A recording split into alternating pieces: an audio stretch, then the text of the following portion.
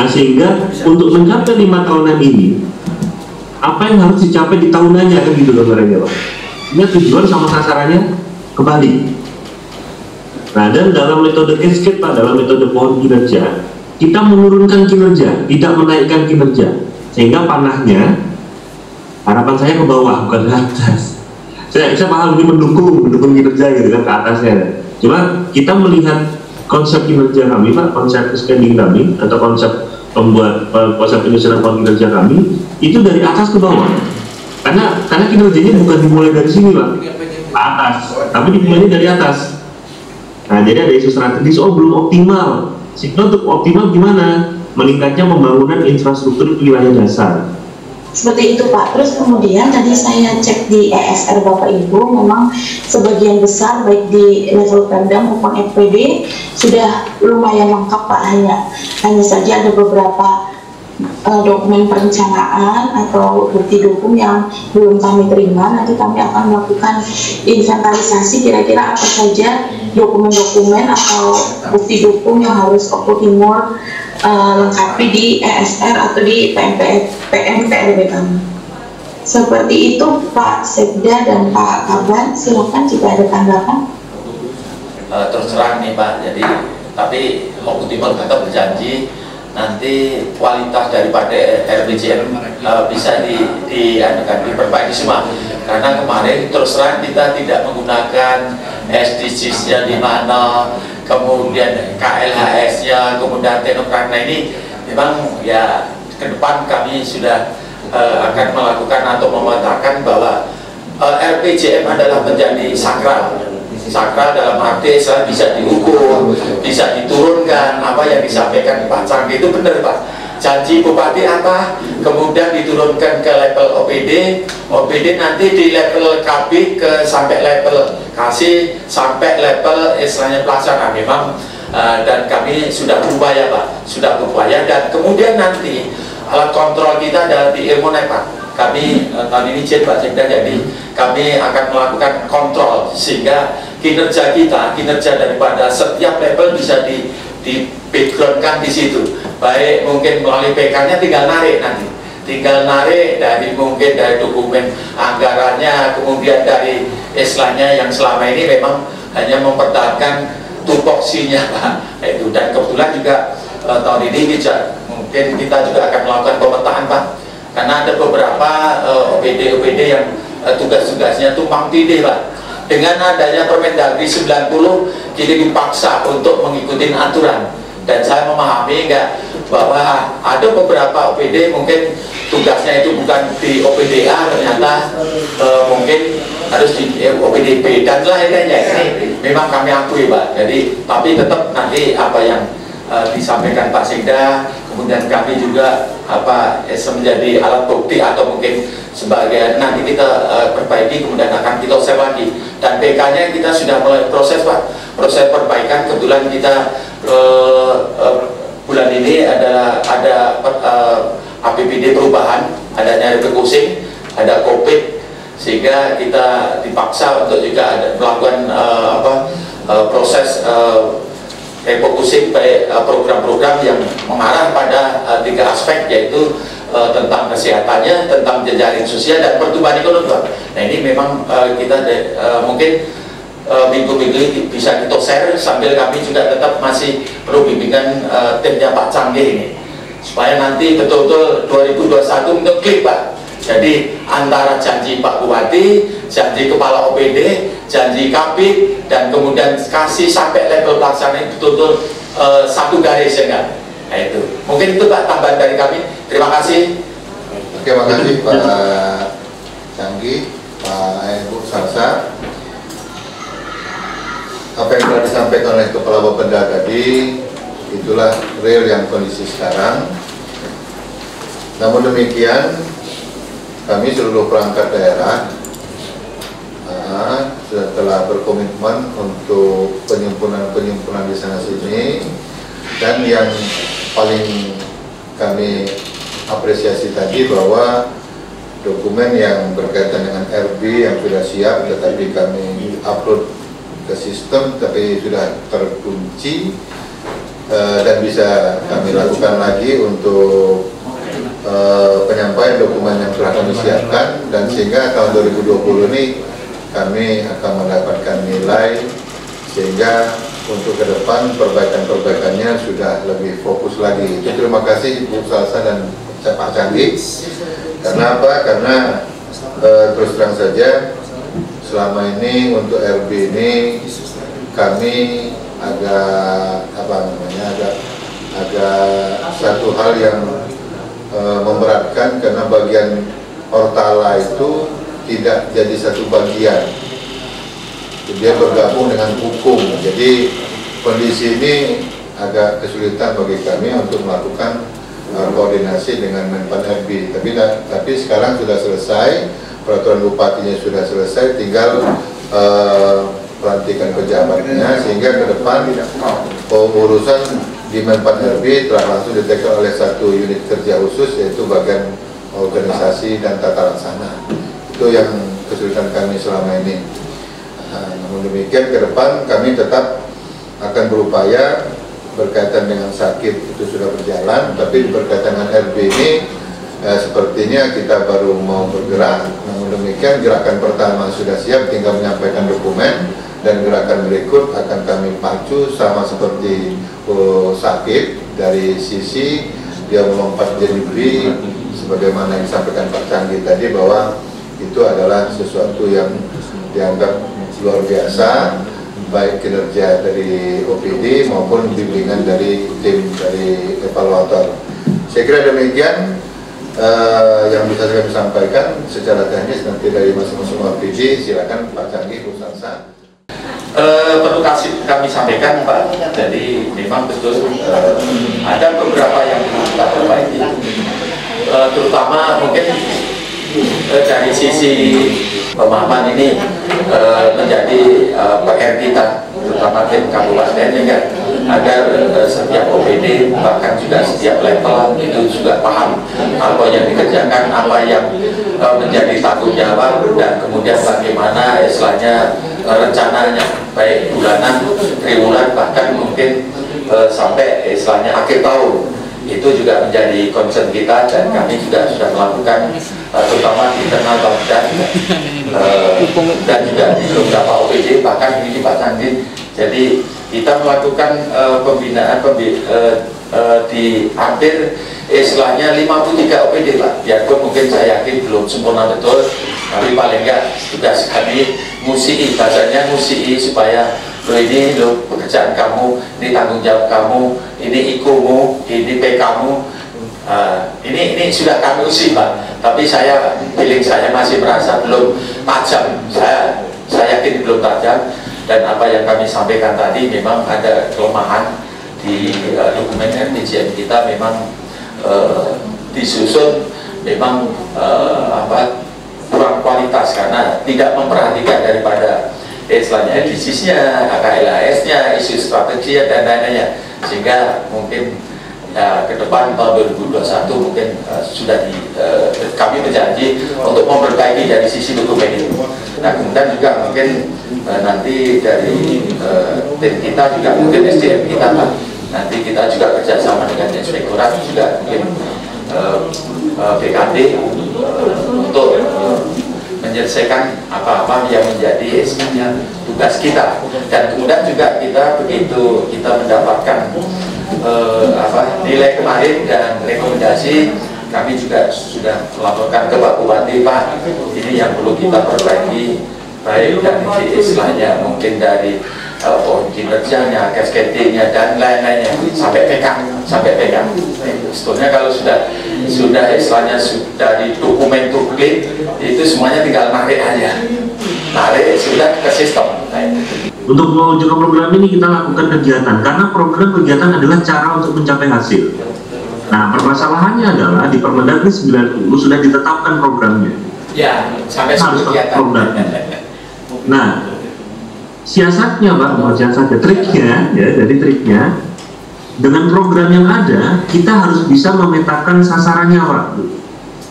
Jadi untuk menuju program ini, sasarannya satu. Apakah sasaran hanya boleh satu Pak? Tidak Pak. kita bisa ambil sasaran yang di depan tadi, pohon kinerja yang di depan. Namanya program kerjasama pembangunan, tapi sasarannya bukan ini. Misalkan, contohnya coba balik ke depan Pak, yang di pohon kinerja. Sasarannya yang di atas tolong. Yang ini. Jadi programnya program kerjasama, tapi sasarannya adalah kualitas penelitian baik. Nah, bisa seperti itu Pak. Ya, kemudian ada sasaran yang lain yang dari satu program tadi. Nah, balik lagi ke yang cascading Pak, melihat nama programnya, satu program ini Bapak Ibu bisa buat lebih dari satu sasaran program.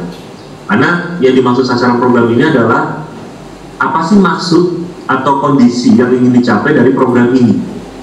Nah, jadi nama programnya program kerjasama. Sasarannya bisa banyak Pak. Oh, meningkatnya kerjasama. Ini bahkan ada dua di sini. Meningkatnya kerjasama pembangunan, meningkatnya kerjasama perencanaan pembangunan misalkan. Yang kedua, meningkatnya kualitas pengembangan riset. Nah, ini udah ada dua di sini dalam satu program. Jadi ada dua sasaran. Nah, sehingga dalam pohon kinerja ini bisa berubah lagi nih Pak. Ini mungkin jadi sebagai bahan salah satu bahan analisis lagi. Kemudian yang selanjutnya di tagging Pak. Nah, tagging ini adalah punya eselon 3. Yang di sini ini semua dari atas ke bawah punya eselon 3. Mungkin nanti perlu diberi keterangan Pak. Ini bidang mana? Oh iya, siap. Ini bidang mana? Ini sama nih, ini eselon 4 ini kasih mana, subak mana, ini kasih mana. Atau mungkin yang megang ini ada dua. Yang megang ini ada dua, bidang A, bidang B, nggak masalah. Tapi ada namanya Pak, karena ini kalau namanya tagging, cascading itu sudah disesuaikan dengan namanya. Dan ini saya belum sampaikan di Sumatera Selatan Pak, baru ke timur kayaknya. Kalau masuk ke sini saya nggak bisa ngomong juga, nanti nggak nyambung gitu kan. Itu, terima kasih Pak. Dengan ini akan menyampaikan perbaikan menyangkut daripada pohon kinerja Inspektorat Timur. Pelaksanaan misi yang diemban oleh Pak Bupati, yaitu misi pertama untuk mewujudkan organ Komunikasi Timur lebih baik, nyaman tanpa jarang berlubang. Diperlukan aparatur birokrasi pada pelayanan publik serta anggaran sumbangan yang pro rakyat. Selanjutnya kami melakukan kegiatan yaitu mewujudkan pemerintahan yang bersih dan bebas KKN.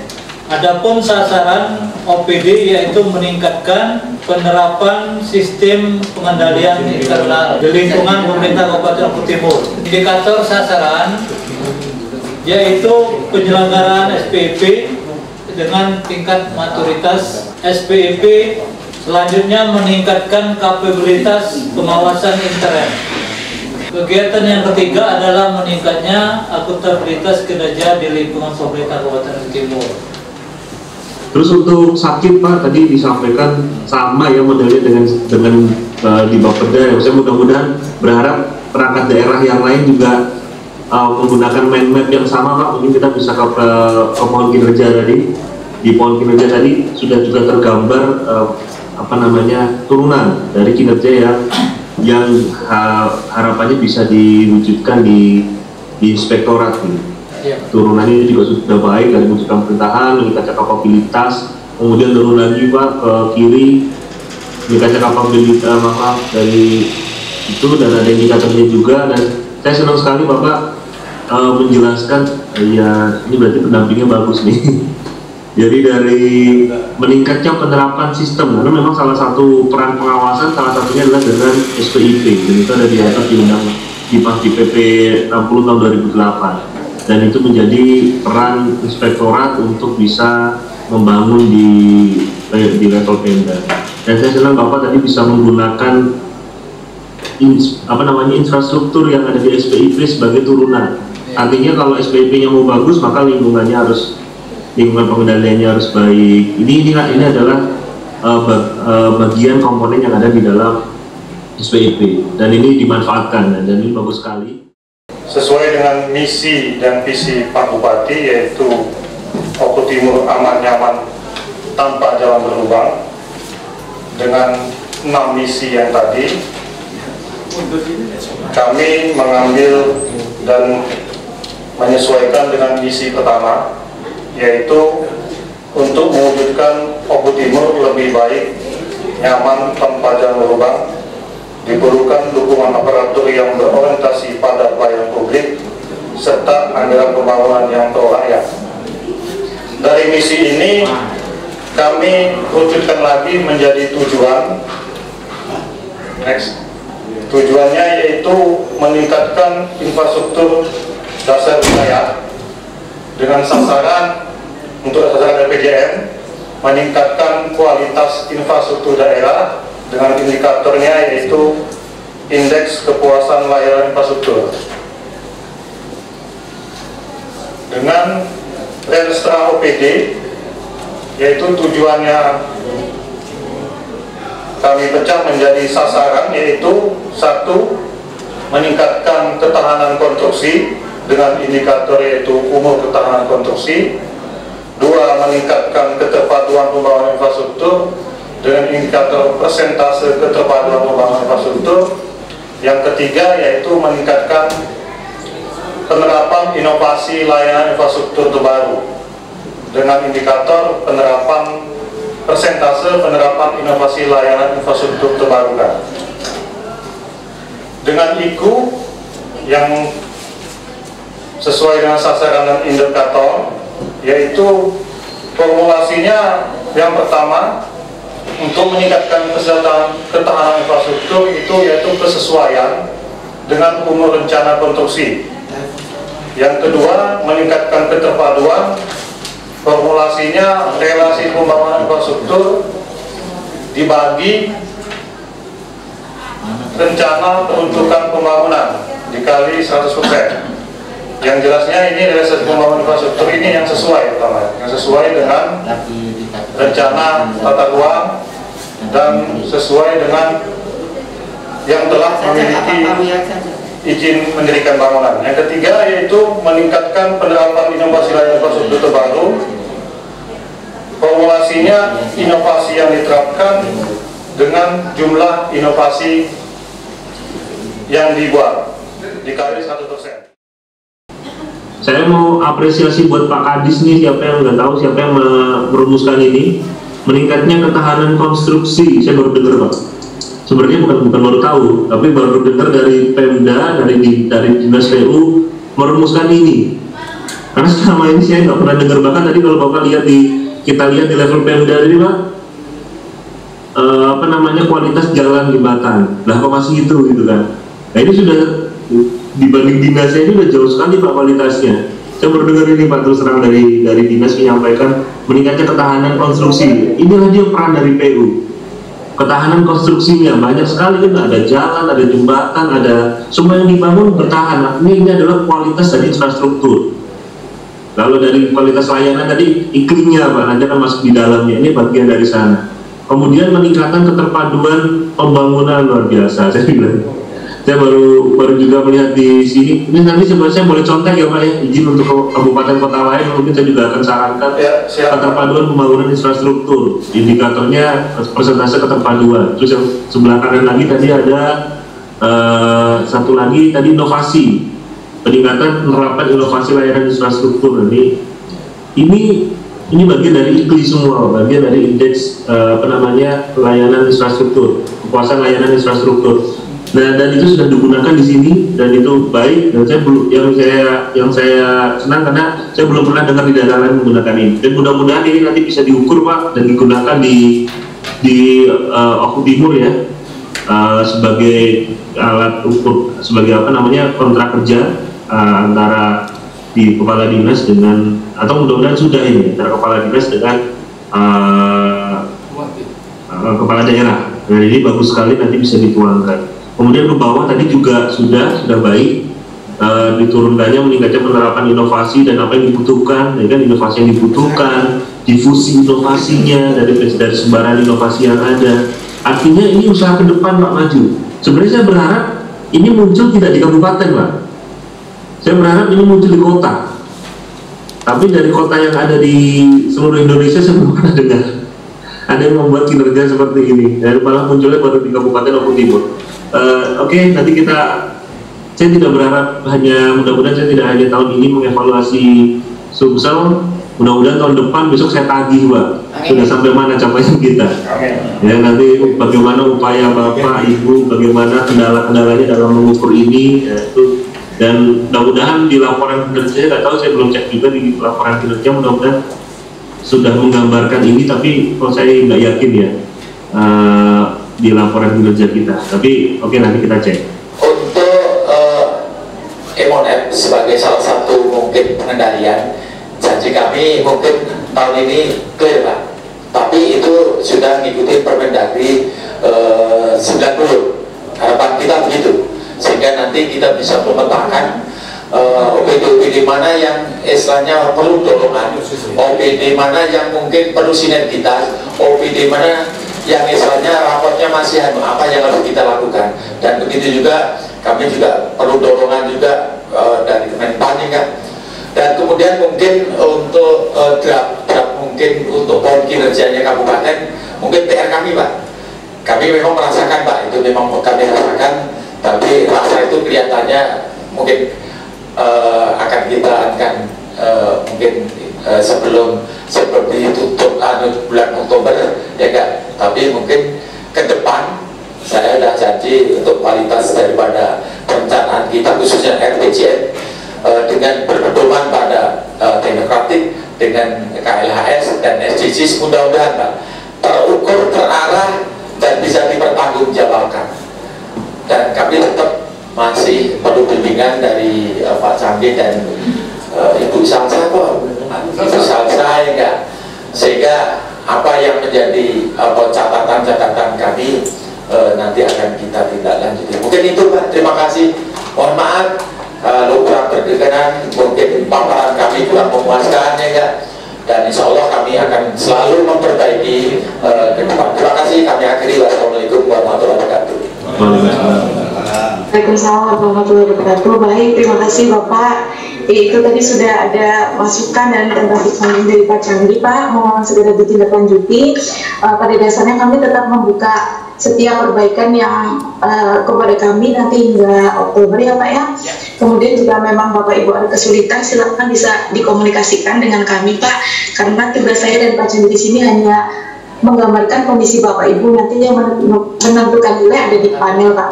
Jadi nanti silakan perbaikannya dikirimkan kepada kami. Kemudian terakhir kami mohon maaf Pak, selama pelaksanaan evaluasi ini ada kata-kata yang salah, kemudian ada kata yang kurang berkenan, banyak kekurangan, kami mohon maaf.